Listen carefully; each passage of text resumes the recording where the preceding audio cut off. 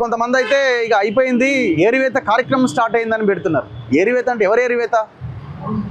మేము ఒకటే ఏమంటున్నామంటే, మేము పనిచేసే దాంట్లో ఒక 10% పనిచేయండి ప్రజల్లోకి వచ్చి. మీరంతా సోషల్ మీడియాలో ఈ చిల్లర పోస్టులు పెట్టేవాళ్ళు, మేము ప్రజల్లో ఉండి ఉదయం 7 గంటల నుంచి రాత్రి 8-9 గంటల దాకా మేము పనిచేసే దాంట్లో మీరు ఒక 10% పనిచేయండి, ప్రజలకు చాలా మంచి జరుగుతుంది.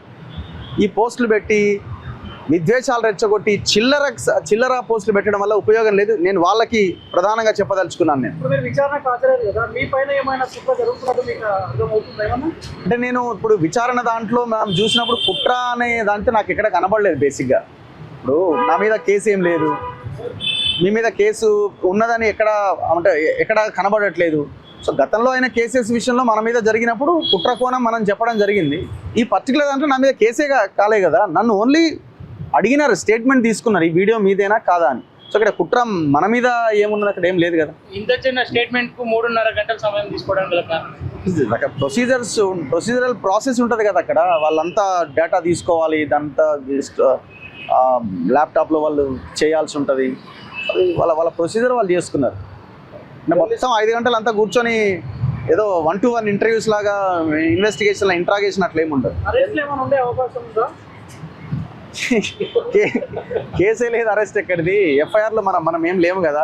కాదయ్య మరియు ఇతరులు అని కూడా ఉంది, ఇతరుల కింద నా మీద కేసే లేదు, నా మీద కేసు లేదు, ఎవరి పేరు రాసే అవకాశాలు మనకు తెలియదు. అది ఎన్ఐఏ అధికారులని మీరు వెళ్ళి వాళ్ళని ఏమన్నా అడిగితే మరి వాళ్ళు ఏమైనా చెప్తారేమో, కానీ మనకు అదర్స్ ఎవరైనా తెలియదు. నాకు తెలిసి జనరల్గా ఏదైనా ఎఫ్ఐఆర్ పెట్టినప్పుడు కూడా సో పలానా అక్యూజ్డ్ అండ్ అదర్స్ అని జనరల్గా ఉంటుంది. సో అందులో వాళ్ళు రిమాండ్ కేసు డైరీలో కూడా రకరకాలుగా పాయింట్అవుట్ చేశారు కదా, వాళ్ళతో వీళ్ళతో అని. మరి వాళ్ళ పేర్లు ఏమైనా పెడతారో మనకు తెలియదు. అది ఇన్వెస్టిగేటివ్ ఏజెన్సీస్ తీసుకోవాలి, మనకు సంబంధం లేని విషయం. అంటే అర్బన్ నక్సలైట్ అంటే ఏంటి అన్నదానికి వాళ్ళు ఒక అర్థం చెప్పాలి. ఫస్ట్ మేము ఒకటే లైన్తో ఉన్నాం, మా లైన్ సింపుల్ అండ్ క్లియర్. ప్రజల కోసం మేము పనిచేస్తున్నాం, ప్రజల కోసమే మేము పనిచేస్తాం. పబ్లిక్ ఇష్యూస్ ఎక్కడ సమస్య ఉంటే అక్కడ వాలిపోతాం, అక్కడ నిలబడతాం, అక్కడ కొట్లాడే ప్రయత్నం చేస్తాం, ప్రభుత్వాల దృష్టికి తీసుకొస్తాం. ఎక్కడ వెనకడిగేసే పరిస్థితి ఉండదు. అర్బన్ నక్సలైట్ అంటే ఏంటి అసలు, దాని మీనింగ్ ఏంటో దయచేసి విశదీకరించి చెప్పండి. నక్సలైట్ అంటే ఎవరు, అర్బన్ నక్సలైట్ అంటే ఎవరు, అడవుల్లో పనిచేసే వాళ్ళు ఎవరు, మరి ఇక్కడ పనిచేసే ఇక్కడ ఉన్న వాళ్ళని మీరు ఎట్లా నక్సలైట్ల కింద చూస్తున్నారు? నేను అదే అంటున్నాను కదా, మేము చేసే పనిలో, ప్రజల కోసం మేము చేస్తున్న పనిలో ఒక 10% మీరు ప్రజల్లోకి వచ్చి పని చేయండి, దేశం బాగుపడుతుంది. ఇంట్లోనే కూర్చొని యువతలో ఉన్న అర్బన్ నక్సలైట్ అని చెప్పి మీరేదో దేశాన్ని ఉద్ధరించినట్టుగా మాట్లాడకండి దయచేసి. ఒకవేళ ప్రజల కోసం పని చేయడమే అర్బన్ నక్సలైట్ అంటే పిలవండి, మరి తప్పే ఉంది. ప్రజల కోసమే పనిచేసే వాళ్ళు అర్బన్ నక్సలైట్ అని మాలాంటి వాళ్ళ మీద మీరు బురదల్లే ప్రయత్నం చేసి పిలుచుకోండి. ఎవడొద్దన్నాడు? దానికి ఏమైనా రాసి ఉన్నదా, ఇది పలానా అర్బన్ నక్సలైట్ అని రాజ్యాంగంలో రాసి ఉన్నదా? ఇప్పుడు మీరు అనొచ్చు, మీరు మావోయిస్టుల దాని విషయంలో మీ లైన్ ఏంటి అంటే, నేను చాలా క్లియర్గా చెప్తున్నా కదా, ఇప్పుడున్న టెక్నాలజీ, ఇప్పుడున్న రాజ్యం చేస్తున్నటువంటి ఈ పరిస్థితుల్లో ఇంకా అక్కడ ఉండి మనం కొట్లాడడం అంత ఈజీ కాదు. సో మీరు చాలా పెద్ద ఎత్తున మేధావులు, చదువుకున్న వాళ్ళు, ఇదంతా ఒక క్రీమ్. సో ఈ క్రీమ్ అంతా ప్రజల్లోకి వచ్చి పనిచేస్తే ఇంకా గొప్ప ఫలితాలు ఉంటాయి, సాధించవచ్చు. ఎలక్షన్ని మనం ఫేస్ చేయాలి. అల్టిమేట్గా ప్రతి సమస్యకి రాజకీయమే ముందుంటుంది. సో రాజకీయంగానే మనం ఏదైనా సాధించుకోవాలి. సో ఆ దిశగా ప్రయత్నం చేయమని మనం ఇప్పుడు కాదు, అది ఎప్పటి నుంచో అడుగుతున్నాం. మనం వీళ్ళకి మనం అర్బన్ నక్సలైట్లు కనబడుతున్నాం. మరి మీకేం పేర్లు పెట్టాలి? మీరు అర్బన్ నక్సలైట్ అనేవాళ్ళు ఒకటే స్ట్రేట్ క్వశ్చన్. అర్బన్ నక్సలైట్లని పిలిచే వాళ్ళకు ఒక స్ట్రేట్ క్వశ్చన్ నేను వేస్తున్నది ఏంటంటే, ఇవాళ దేశంలో ఉన్న అడవిలాగా ఉండాలన్నా, కార్పొరేట్ సంస్థలకు కట్టబెట్టాలన్నా? ఈ ప్రశ్నకి దయచేసి ఆన్సర్ చేయమని అడుగుతున్నాం. ఒకటే క్వశ్చన్, ఈ అడవిలాగా ఉండాలన్నా, లేకపోతే ఎవడో కార్పొరేట్ పెట్టుబడిదారుల చేతుల్లోకి పోవాలన్నా? దానికి ఆన్సర్ చెప్తే ఈ అర్బన్ నక్సలైట్ ఏందనేది జనాలు డిసైడ్ చేసుకుంటారు. మీరు చెప్పండి, అడవి ఎక్కడ ఉండాలి? అడవిలాగా ఉండాలన్నా, లేకపోతే అడవి కార్పొరేట్లకు అప్పగించాలన్నా, అడవిని మొత్తం తీసేయాలన్నా, ఏం చేయాలన్నా మీరు చెప్పండి. గవర్నమెంట్ కూడా క్లారిటీ ఇవ్వాలా.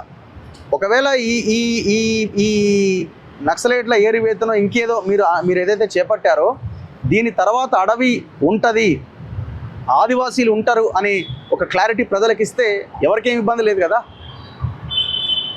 మీరు హిట్మా గ్రామానికి వెళ్ళడం జరిగింది. వెళ్ళాం. మీడియా మిత్రులు కూడా చాలా మంది 3 రోజుల పాటు మీరు అంతా వెళ్ళడం జరిగిందా? దాదాపు అరెస్ట్ వెనకాల హిట్మా గ్రామానికి వెళ్ళినటువంటి ఇప్పటికీ కారణం ఉండే అవకాశం ఉందా? మీతో పాటు ఇన్నేగాకు వచ్చారు కదా. నేను అది కూడా కారణం అని అయితే నేను అనుకుంటలేను. ఎందుకంటే ఇప్పుడు హిడ్మా గ్రామానికి వెళ్ళినప్పుడు మేమేమి సడన్గా ఏదన్నా ఆకాశ మార్గంలో వెళ్ళి అక్కడ దూకలే. నేను రోడ్డు మార్గంలోనే వెళ్ళినాము.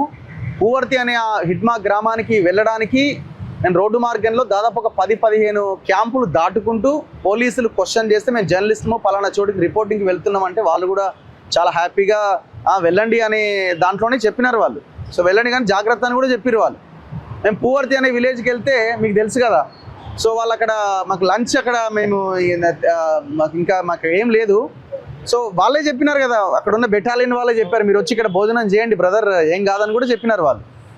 ఎక్కడ దాన్ని అది ఉన్నదని అయితే నాకైతే అనిపించలేదు. సో అండ్ మనం ఎవరిని కలవడానికి వెళ్ళినాం, అక్కడ ఉన్న ఆదివాసీల జీవితాలు ఎట్లున్నాయో చూపించడానికి వెళ్ళినాం. మనం హిడ్మాని కలవడానికో లేకపోతే మావోయిస్టులను కలవడానికి వెళ్ళలే కదమ్మా. హిడ్మా తల్లి ఏం పాపం చేసిన ఆమెకేం తప్పలేదు కదా. సో ఆమె జీవితం ఎట్లుందో చూపించడానికి వెళ్ళినాం, ఆమెను కలవడానికి వెళ్ళినాం, తప్పే ఉంది. సో అది ఎక్కడ చర్చకు లేదు, అది కారణం అని నేను అనుకుంటలేదు. ఎన్ఐఏ విచారణ మరోసారి ఉండబోతుందా, ఇదే లాస్ట్? తెలియదు మరి మనకి. నేనైతే ఏం ఉండదేమో అనుకుంటున్నా మరి నాకు తెలిసి. ఎందుకంటే మన మీద కేసు కాదు, కథ కాదు. మన వీడియో అక్కడ దాంట్లో మాట్లాడిండి, ఆ వీడియో మన దాంట్లో ప్లే అయింది కాబట్టి పిలిచారు. విషయం ఏంటంటే ఆ వీడియో మన దాంట్లోనే ప్లే అయింది, అంటే మన తొలి వెలుగులోనే ప్లే అయింది. ఇంకొక మీ అందరి దాంట్లో ప్లే అయ్యింటే మరి మీ అందరికి నోటీసులు ఇచ్చేవాళ్ళు. సో అప్పుడు ఇంత పెద్ద చర్చ అయి ఉండేది కాదేమో సింపుల్గా. సో ఇది కొంతమంది ఏదో పెద్ద భూతత్వంలో పెట్టి చూస్తున్నా, ఏం లేదు బాబు ఇక్కడ. దయచేసి ఎవరైతే ఈ సోషల్ మీడియాలో పెడుతున్నారో, సంబరాలు చేసుకుంటున్నారో అయిపోయింది, మీరు ఆపురు ఇక దయచేసి. ఏం లేదు ఇక్కడ. నేను ముందే చెప్పిన, వాళ్ళు వచ్చి నోటీస్ ఇవ్వడంలో ఆశ్చర్యం ఏమీ లేదు. ఇది జనరల్గా విచారణ ప్రక్రియలో జరిగేదే ఇదంతా కూడా. నా ప్లేస్లో ఇంకెవరున్నా వాళ్ళకు కూడా వెళ్తారు, బాబు వచ్చి మీరు ఏంటో చెప్పండి అని అడుగుతారు. కామన్గా జరిగేదే ఇది. సో మా లైన్ వెరీ క్లియర్, లైన్ నుంచి వెనకడుగు వేసే ప్రసక్తే లేదు. మా లైన్ పబ్లిక్ లైన్. మీ ఛానల్లో ఏమైనా వీడియోలు డిలీట్ చేసారు? ఏం లేదు, అట్లాంటిది ఎందుకు చేస్తారు అట్లా? అట్లేం ఉండదు కదా, అలాంటి డిలీషన్ అట్లాంటిది ఏం లేదు. నెవర్. ఒక లింక్ చూపించండి, ఇప్పుడు డిలీట్ అయితే వీడియో మీ దగ్గర ఆ లింక్ ఉంటే దాన్ని క్లిక్ చేస్తే రిమూవ్డ్ బై ద అప్లోడర్ అని వస్తుంది. అది చూపించండి, ఒకటి ఏదైనా చూపిస్తే నేను దానికి ఆన్సర్ చెప్తాను. విచారణ అనేది యూఆర్ఎల్ బేస్లో జరిగిందా లేకుంటే ఛానల్ బేస్లో? ఛానలే కదా. యూఆర్ఎల్ ఎవరిది? ఛానల్దే కదా. యూఆర్ఎల్ ఛానల్దే కదా. సో విచారణ చాలా ప్రశాంతంగా, చాలా వాళ్ళు ఫ్రెండ్లీగా మంచిగా అడిగారు. మనం కోఆపరేట్ చేసిన వాళ్ళు కూడా మంచిగా నీట్గానే చేశారు. ఎక్కడ కూడా ఇదేం లేదు, చాలా లేదు అసలు అట్లా లేనే లేదు. చాలా ఇదిగా జరిగింది. మా అడ్వకేట్ గారు మాట్లాడతారు, సుంకర నరేష్ గారు. చేయండి ప్రజల్లోకి వచ్చి మీరంతా. సోషల్ మీడియాలో ఈ చిల్లర పోస్టులు పెట్టేవాళ్ళు, మేము ప్రజల్లో ఉండి ఉదయం 7 గంటల నుంచి రాత్రి 8-9 గంటల దాకా మేము పనిచేసే దాంట్లో మీరు ఒక 10% పనిచేయండి, ప్రజలకు చాలా మంచి జరుగుతుంది. ఈ పోస్టులు పెట్టి విద్వేషాలు రెచ్చగొట్టి చిల్లర పోస్టులు పెట్టడం వల్ల ఉపయోగం లేదు. నేను వాళ్ళకి ప్రధానంగా చెప్పదలుచుకున్నాను. నేను